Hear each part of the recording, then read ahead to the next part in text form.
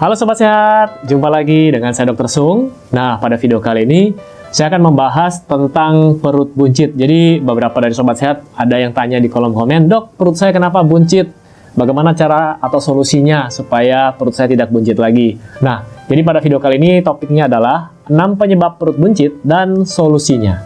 Penyebab perut menjadi buncit adalah timbunan lemak. Nah, kalau kita bicara soal lemak yang ada dalam tubuh kita, itu dibagi dua. Ya, sebagai dua garis besar. Yang pertama adalah lemak subkutan. Lemak subkutan itu adalah lemak yang di bawah kulit. Ya, tentu saja kalau dalam kasus ini di bawah kulit perut. Jadi di antara otot sama kulit itu ada lemaknya. Nah, itulah yang dinamakan subkutan. Sub artinya di bawah, kutan artinya kulit.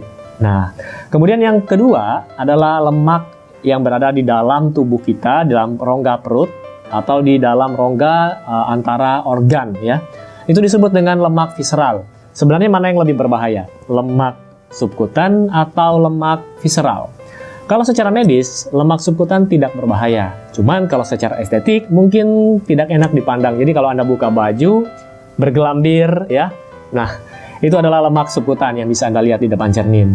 Sedangkan lemak visceral itu berada di dalam tubuh Anda, di dalam rongga perut, ya.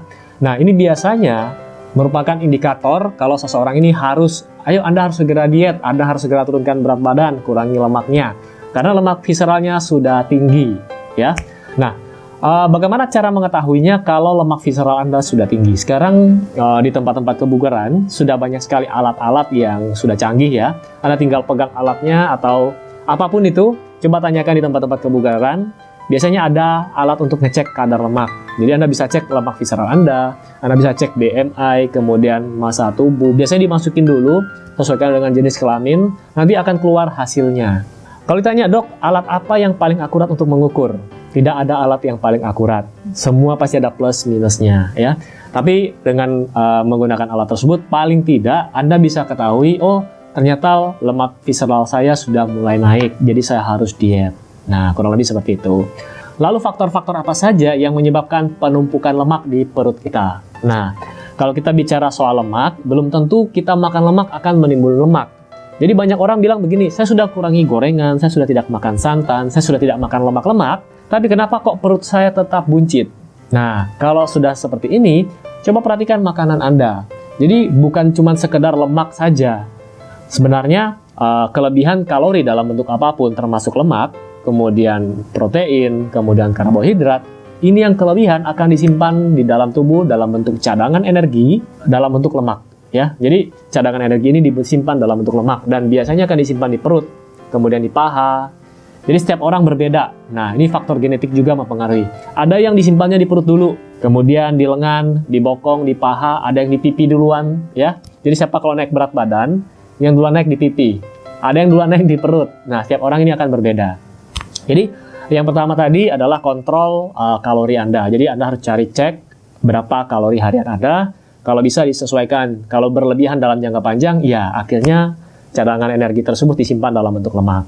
Lalu yang selanjutnya adalah faktor usia. Nah, kalau kita bicara faktor usia, ini tidak bisa kita ubah. Dan setiap orang pasti usianya akan bertambah. Semakin bertambahnya usia, organ tubuh, organ pencernaan akan mulai melambat fungsinya, akan mulai menurun. Akhirnya akan mudah terjadi penumpukan lemak, apalagi aktivitas fisik Anda pun ikut berkurang, ya. Kemudian yang keempat, kurangnya olahraga atau exercise. Kalau Anda tanya, "Dok, olahraga apa yang paling bagus untuk menurunkan berat badan atau untuk menurunkan perut yang buncit?" Saya sudah pernah bahas di video saya sebelumnya, ya. Anda bisa lihat olahraga apa yang paling banyak membakar lemak. Tapi sekali lagi, apapun jenis olahraga Anda, olahraga yang paling bagus adalah yang dilakukan secara konsisten. Bukan sebulan sekali.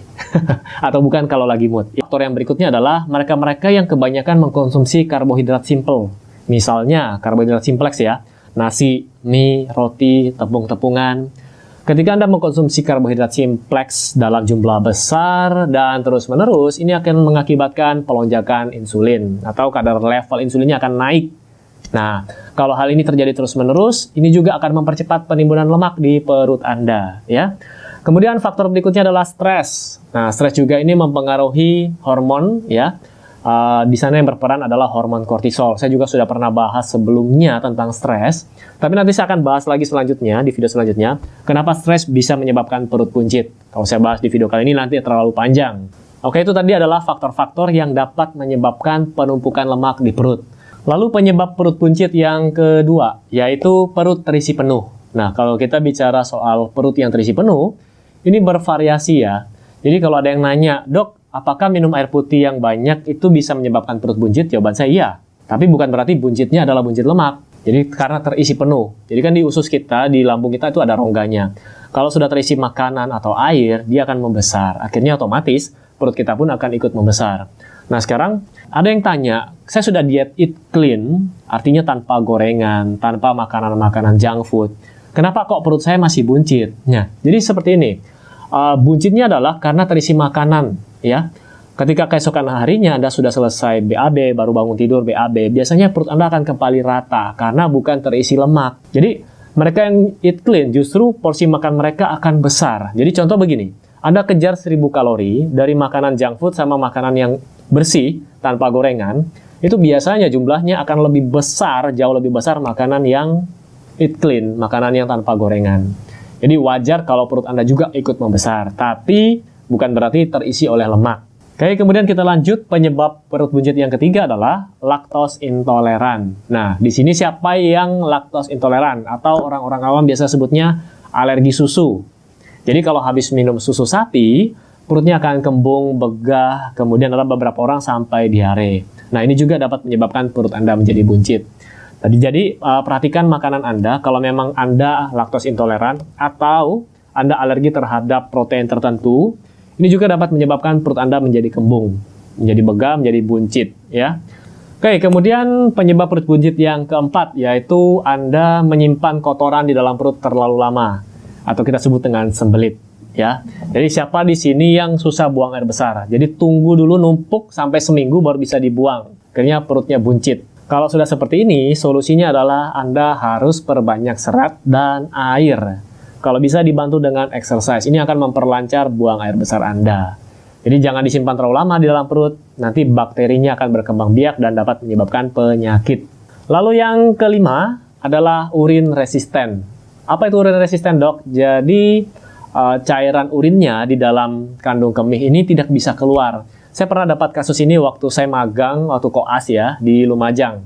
Jadi perutnya besar dan keras, ternyata karena cairan di kandung kemihnya tidak bisa keluar. Akhirnya harus dipasang kateter. Biasanya sakit, dan kalau Anda mendapatkan kasus yang seperti ini, atau Anda mengalami hal ini, Anda sebaiknya ke rumah sakit, ya, dan kontrol ke dokter di sana. Oke, kemudian penyebab perut buncit yang terakhir adalah masalah postur tubuh. Jadi Anda bisa lihat gambarnya di sini. Jadi kelainan pada tulang belakang itu ada kifosis, ada lordosis, ada skoliosis. Jadi kemungkinan besar pada bagian yang lordosis, jadi tulang bagian belakang, terutama di level perut ya, itu condong ke depan. Nah kalau sudah seperti ini, seolah-olah perut Anda menjadi buncit. Solusinya gimana, Dok? Kalau seperti ini, Anda harus konsultasi ke dokter ortopedi atau spesialis bedah tulang. Nanti Anda akan diberikan saran atau masukan apa yang harus Anda lakukan, ya. Oke, jadi itu tadi adalah 6 penyebab perut menjadi buncit. Sampai jumpa di video saya selanjutnya. Salam hebat luar biasa.